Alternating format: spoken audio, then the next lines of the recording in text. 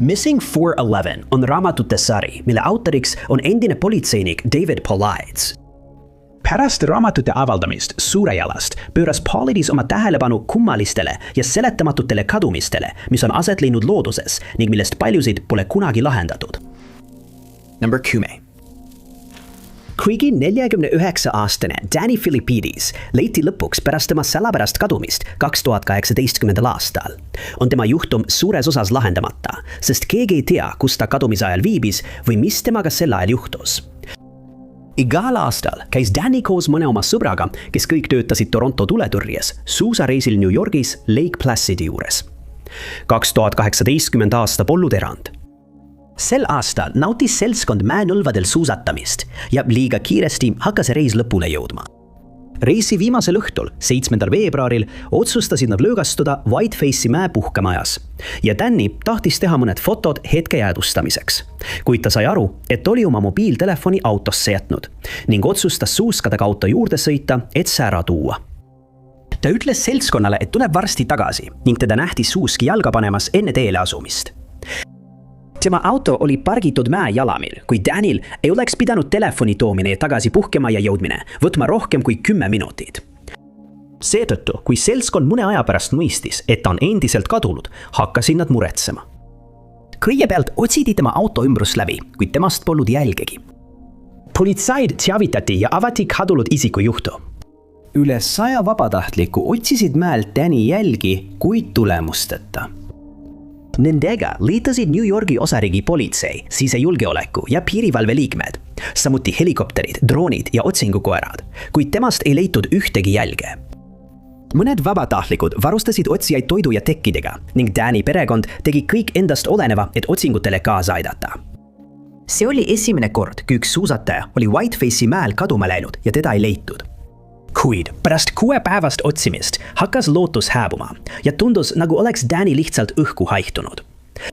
Aga siis, kõigi ootuste vastaselt helises Danny naise telefon ja kui ta vastas, oli ta hämmastunud, kuuldes turust Danny häält. Ta ütles, et viibib Sacramento lennujaamas ja politsei kihutas sinna, et talle järele minna. Tal oli endiselt seljas suusariided, kuid tal oli uus soeng, ta oli ostnud uue iPhone'i ning tal olid krediitkaardid ja $1000 sularahas kaasas. Ta ütles politseile, et usub, et lõi mäest alla tulles oma pea ära ja tõenäoliselt sattus segadusse.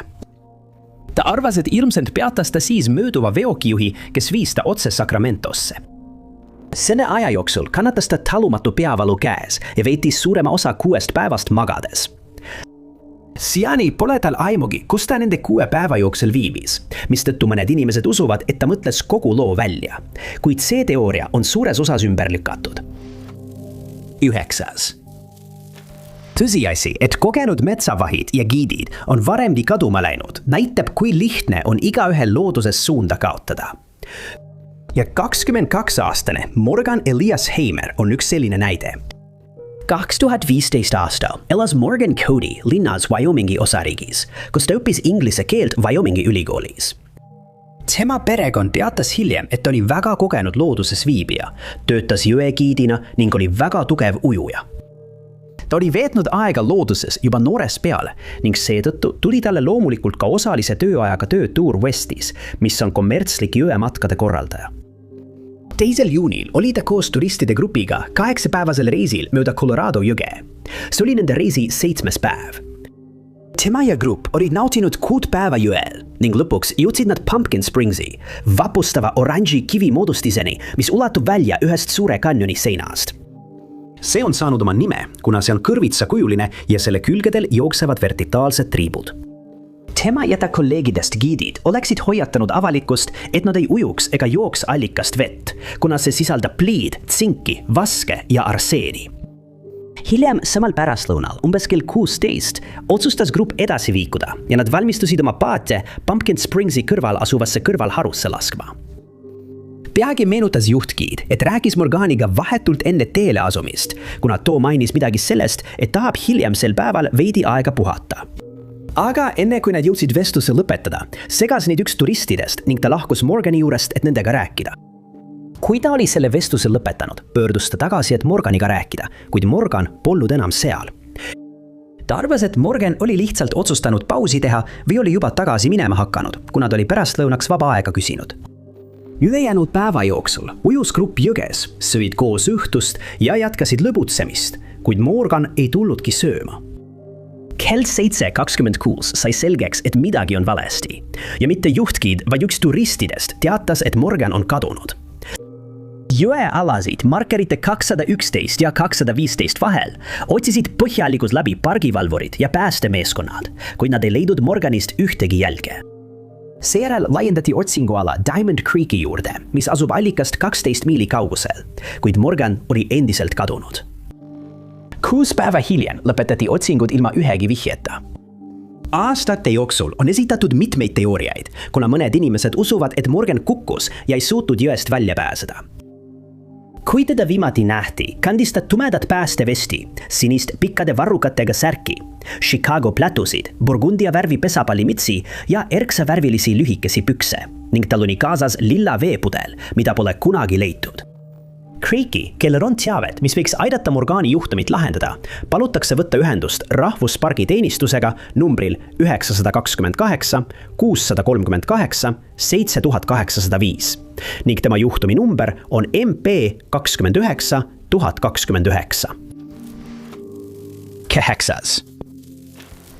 84-aastase pastori Maurice Dennis, keda sõbrad ja perekond tunnevad kui Docki. Kadumise juhtum on uurijaid aastakümneid frustreerinud, kuna neil pole õnnestunud välja selgitada, mis temaga juhtus.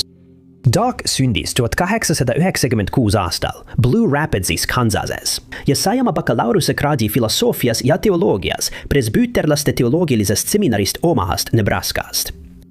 Seejärel omandas ta magistrikraadi Denveri ülikoolis, pärast mida töötas ta ajakirja toimetajana kuni 1981 aastani. Ta töötas Longmonti kaubanduskojas ja oli ka Denveri Piiblikolledži nõukogu esimees. Samas jätkas ta oma armastatud kivide otsimise hobi, sest talle meeldisid vääriskivid ja mineraalid. Ta liitus mineraalide seltsiga ja Flatironi kivi- ja mineraaliklubiga ning vanemaks saades hakkas ta kannatama artriidi all ning tal diagnoositi verehaigus. 1981. Aastaks oli ta pensionil ja võitles oma tervisega ning tema sõber David McSherry aitas tal enamikul päevadel liikuda ning aeg-ajalt käisid nad koos kivijahil. Seda otsustasidki nad teha selle aasta 20. aprillil. Nad suundasid Colorado osariigis asuvasse Pike'i rahvusmetsa, täpsemalt Topaz Pointi lähedale Devil's Headil, kus nad lootsid leida häid kive. Kuna Docil oli raske kõndida, aitas David tal jõuda oma kaevamiskohta, mis oli liivane auk Rampart Ridge'i tee lähedal. Ja pärast seda, kui David oli veendunud, et Docil on mugav ja tal on kõik vajalik olemas, läks ta oma enda kaevamiskohta, mis asus umbes 45 meetri kaugusel. Seejärel hakkas ta kive kaevama, lootuses leida mõni, mis sisaldaks mineraale ja võib-olla ka kristalle. Ja järgmise 2 tunni jooksul arvas ta, et Doc teeb sama. Umbes kell 3 pärastlõunal otsustas David, et on aeg tagasi minna ja kõndis doktori juurde. Ta ütles doktorile, et too hakkaks oma varustust ja leitud kive kokku korjama ning suundus siis ise oma varustust koguma. Kuid tema üllatuseks polnud doktorit tagasi tulles kusagil näha. Ainult 15 minutit oli möödunud sellest, kui ta viimati doktorit nägi, kuid temast polnud mingit märki, mis oli kummaline, sest doktor ei oleks saanud ilma abita piirkonnast lahkuda. Tema tööriistad olid kadunud, samuti kivid, mida ta kogus. Aastate jooksul on korraldatud otsinguid, kuid doktorist ei ole kunagi jälgegi leitud. Doktorit nähti viimati sinistes kombinesoonides, tumepunasest flanellist särgis, pruunides pahkluudeni ulatuvates saabastes ja valges pesapallimitsis. Creegil, kellel on tema juhtumi kohta teavet, palutakse võtta ühendust Douglas County Sheriffi bürooga numbril 303 66 07 500, number 7.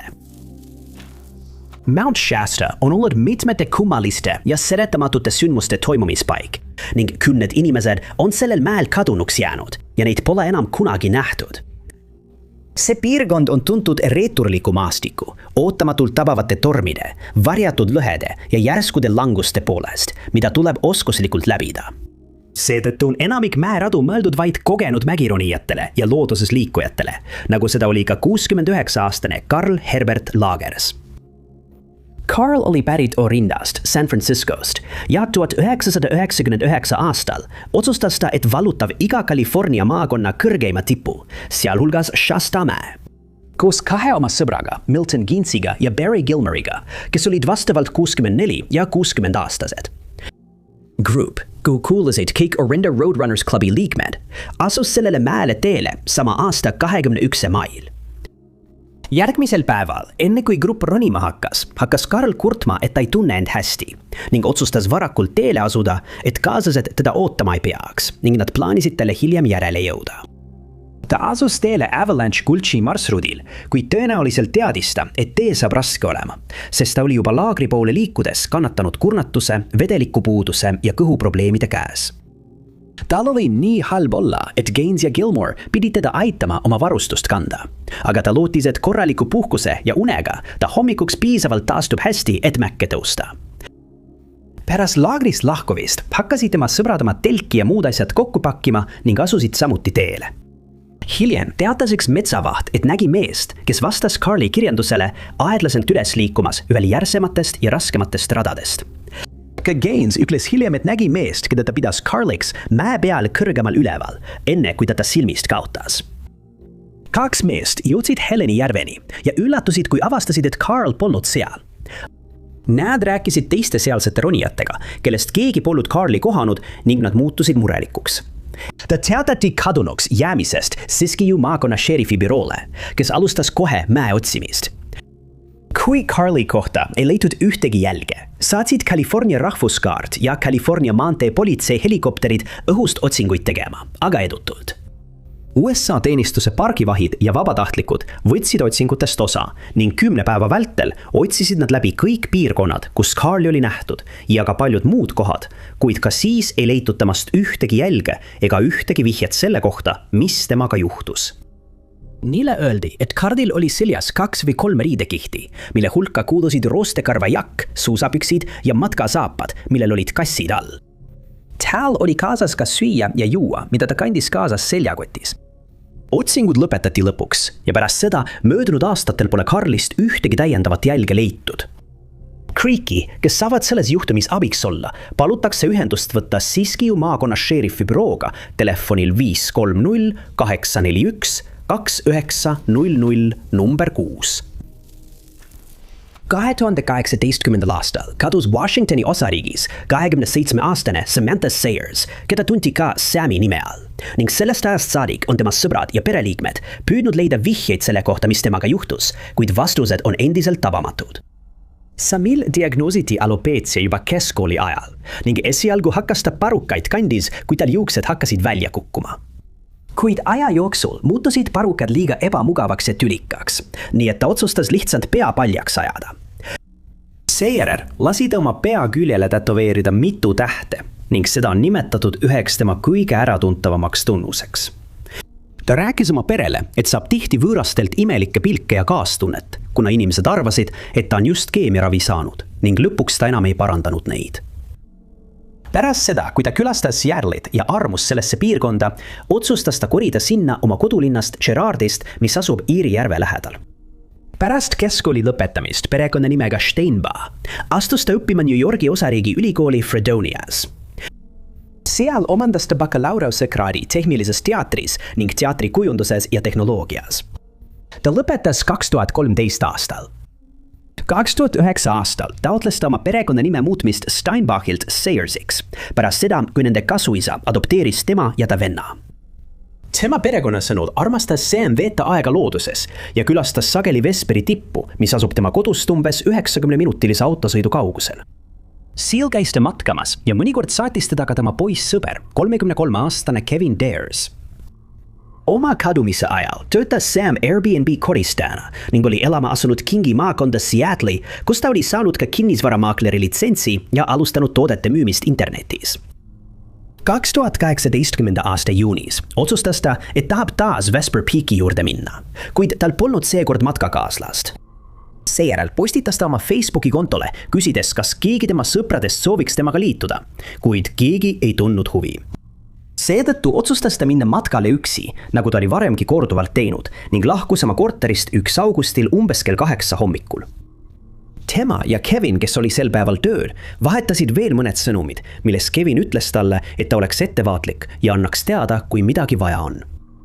On teada, et ta jõudis Sunrise Mine'i raja algusesse umbes kell 10:15, kuna ta kirjutas end sel ajal registreerimisraamatusse. Seejärel parkis ta oma auto, võttis seljakoti ja suundus loodusesse. Hiljem märgiti, et piirkond oli tänu puhkenud metsatulekahjudele udune ja sel päeval oli palav. Ühel hetkel märkasid matkajad Sami, kui ta oli matkal ja oli kuumuse leevendamiseks särgi seljast võtnud.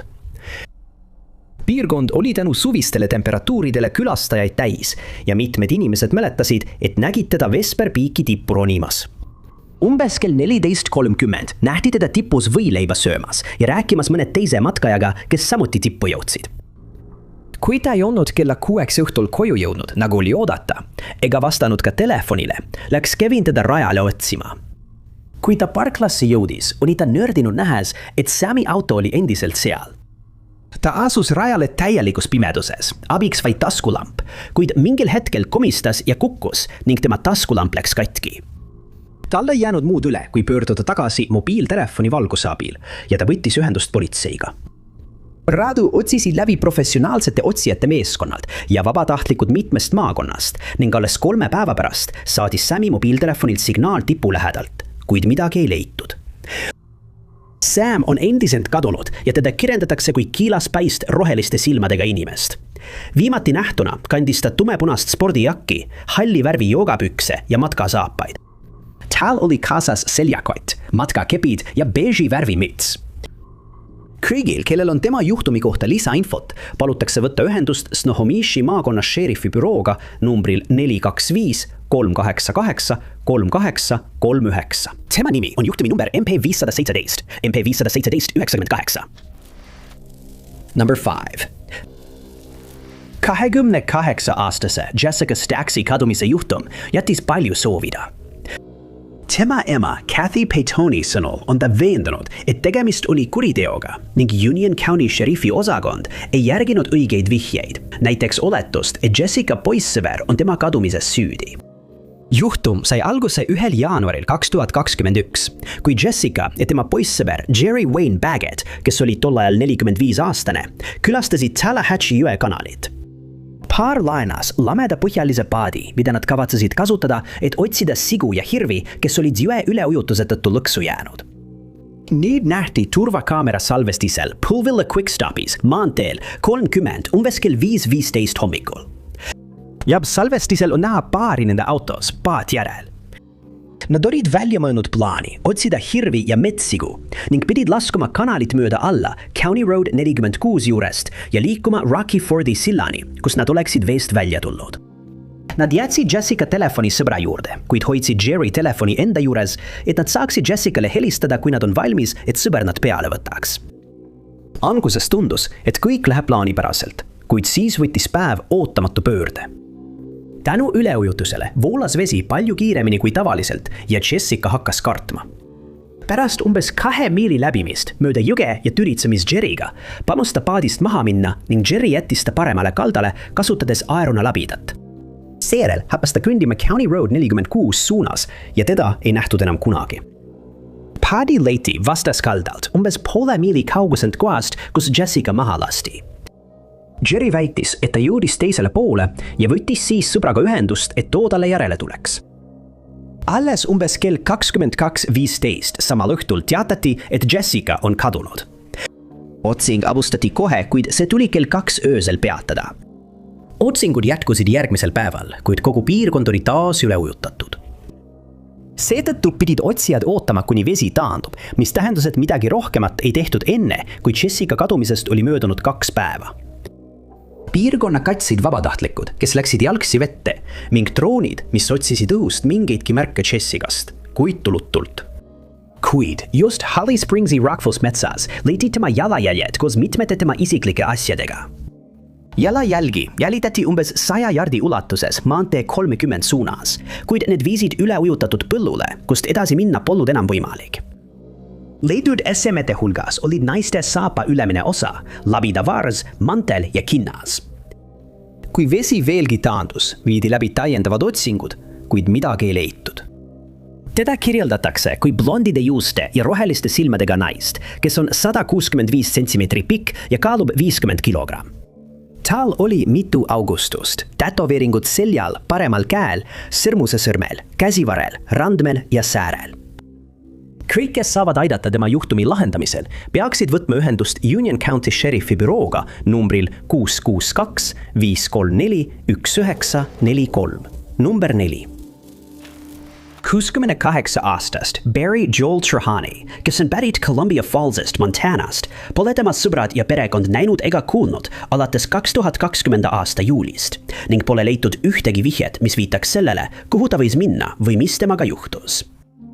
Tema juhtumi kohta on vähe üksikasju, kuid uurijad on korduvalt rõhutanud, et nende uurimine tema kadumise osas on endiselt avatud ning nad järgivad kõiki uusi vihjeid, mis saadakse. Selle aasta 28. juulil suundas Barry Kintlejärve piirkonda Glacieri rahvuspargis Montanas, kus ta kavatses matkama minna. Kui ta ei naasnud koju nagu oodati, teatati politseile tema kadumisest ning korraldati otsingud. Tema autot nähti viimati samal päeval järve ääres, kus see oli endiselt pargitud samasse kohta, kuhu ta selle enne matka jättis.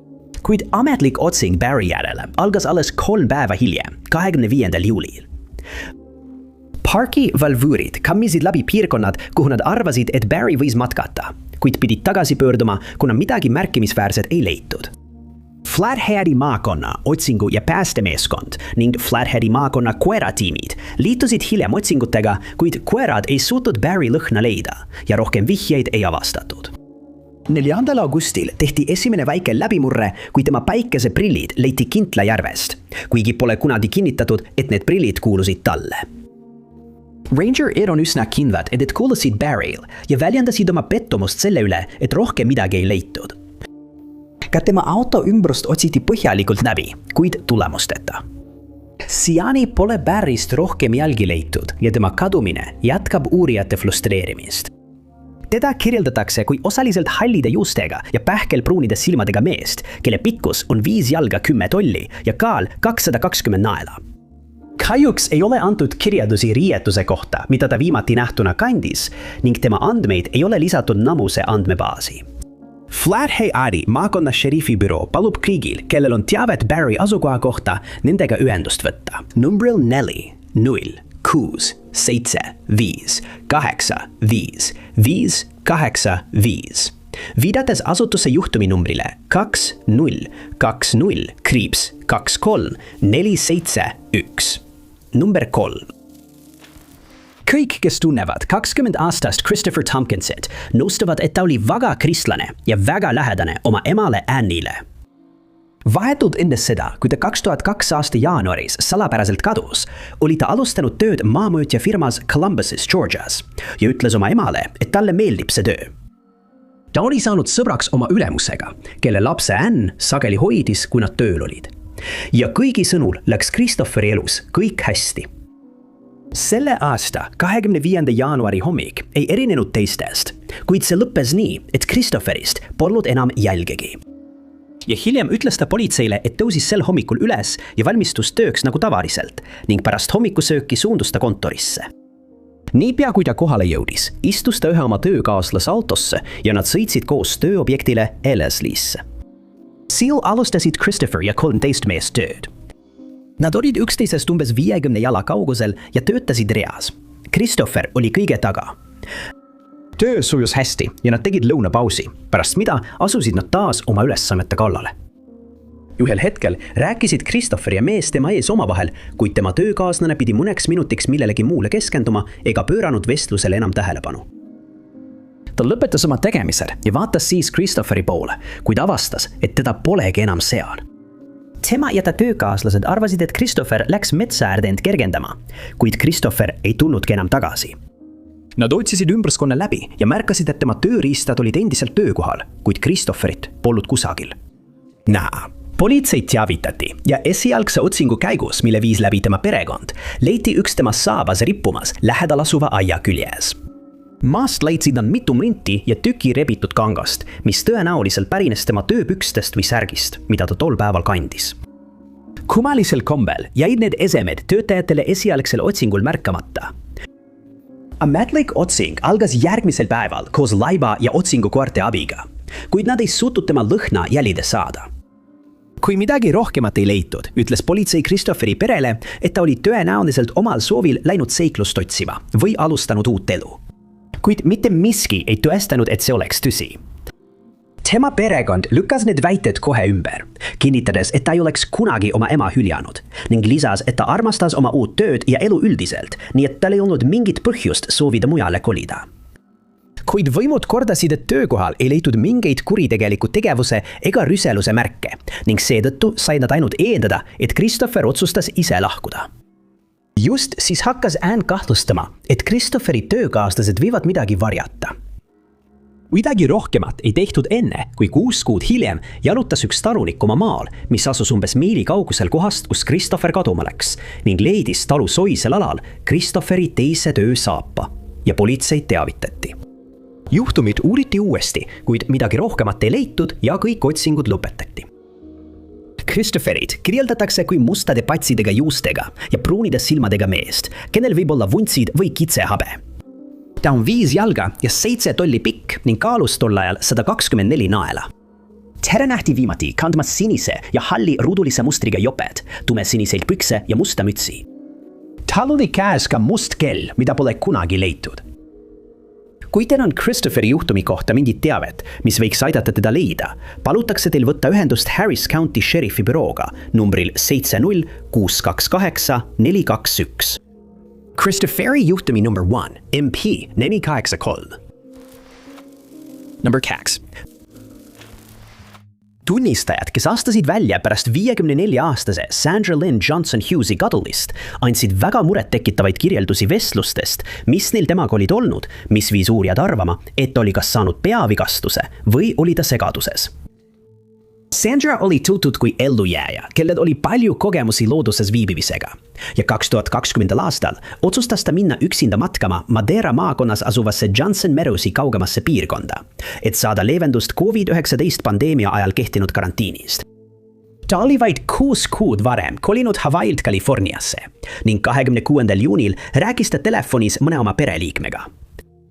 Ta ütles neile, et võib oma reisi ajal matata Yosemitesse ja muretsemiseks polnud põhjust, sest ta oli varemgi korduvalt üksi telkimas käinud.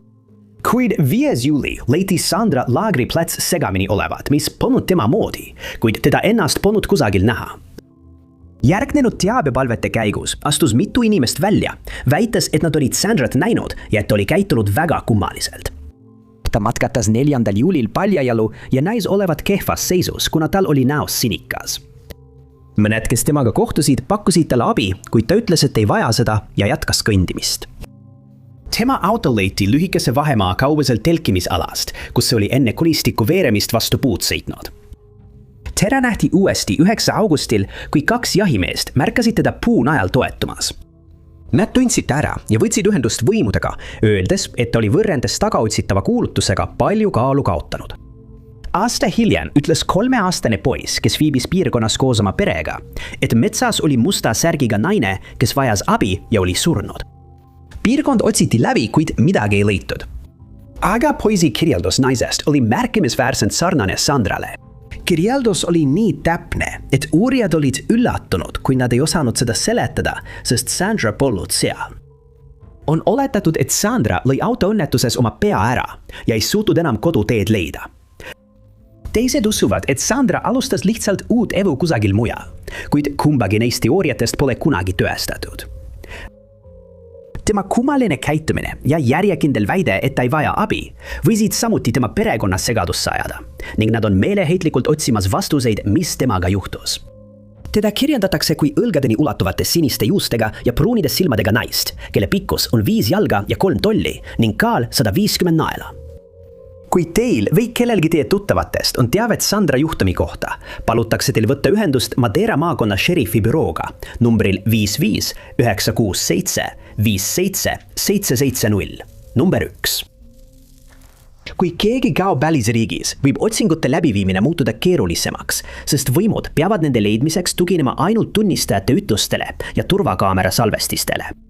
Just nii juhtus 67-aastase Roger Bainbridge'iga, pensionil elektritöölisega, kes on pärit Kendallist, Cumbriast, Ühendkuningriigist. Ta oli tuntud kui Inglismaa Lake Districtiga väga hästi kursis, kuna ta oli seal palju matkanud ning tema perekonna sõnul oli ta ka hea ujuja. 2013 aasta septembris külastas Roger oma õde Kreekas, Paksose saarel ja 26. septembril otsustas ta sõita Antipaksose saarele, kus ta soovis jalutama minna ning ta astus praamile. Ta oli sellel saarel varemgi palju kordi käinud ja tundis hästi selle jalutusteid ning tihedat alusmetsa, mis teeb tema kadumise seal veelgi mõistatuslikumaks. On teada, et tal oli lahkudes kaasas 50 eurot ning ta kandis seljakotti, milles oli joogivesi. Ta ei võtnud kaasa oma mobiiltelefoni ega isikut tõendavat dokumenti ning uurijad oleksid võib-olla suutnud tema viimaseid liikumisi jälitada, kui ta oleks need kaasa võtnud. Tunnistajad väitsid, et nad märkasid Rogerit saare peamise küla lähedal umbes kell 15:00 sel päeval ning nad saatsid teda lühikest aega tema jalutuskäigul. Aga Roger ei tulnud kunagi koju tagasi ja 27. septembril korraldati esimene otsing pärast seda, kui ta oli kadunuks kuulutatud. Saar, mis on vaid 2 ruutmiili suur, otsiti põhjalikult läbi, kuid tulemusi ei olnud, mis tundus tema perele kummaline. Nad usuvad, et Roger ei oleks kunagi ära eksinud, sest ta tundis seda piirkonda väga hästi ning kui ta oleks otsustanud merre ujuma minna ja oleks hätta sattunud, oleks kindlasti leitud mõni tema isiklik asi. Kui ta oleks seda teinud, oleks ta jätnud oma seljakoti randa, kuid seda pole kunagi leitud. Piirkonna rannikut otsisid läbi sukeldujad, kuid siiski ei õnnestunud neilgi ühtegi vihjat leida. Vabatahtlikud kogunesid saarel, et otsingutes abiks olla ja kogu saar kammiti läbi, kuid tulemusteta. Kui pakuti välja, et Roger oli ehk kukkunud peidetud metsaalale või oliivisalusse, otsiti need piirkonnad uuesti läbi, kuid Roger jäi endiselt kadunuks. Kuna saar on väga väike, eeldati, et lõpuks leitakse mõni vihje, kuid kõigi möödunud aastate jooksul pole midagi leitud ja Rogeri saatus on endiselt mõistatus. Veel üks otsing korraldati 2013 aastal, kuid ka see lõppes tulemusteta. Tema poeg on oletanud, et ta võis mõnel lähedal asuvatest saartest saada tervisehäda või närvivapustuse ning ei suutnud enam koju tagasi pöörduda. Kuid temast pole kunagi enam ühtegi nägemisteadet laekunud, mis seab selle teooria kahtluse alla. Roger oli viimati teadaolevalt seljas sinine T-särk ja jalas kõndimiskingad. Tal on hallid juuksed ja sinised silmad ning kõik, kellel on teavet tema asukoha kohta, peaksid võtma ühendust Q keskusega kadunud isikute asjus numbril 910 343 1111. Suur tänu teile vaatamast! Kui sulle see video meeldis, vajuta kindlasti meeldib nuppu. Ära unustaga tellida ja vajutada teavituskella, et olla kursis kõigi meie tulevaste üleslaadimistega. Aga minu nimi on Top 5 Anomaaliad ja kohtume teiega järgmises videos.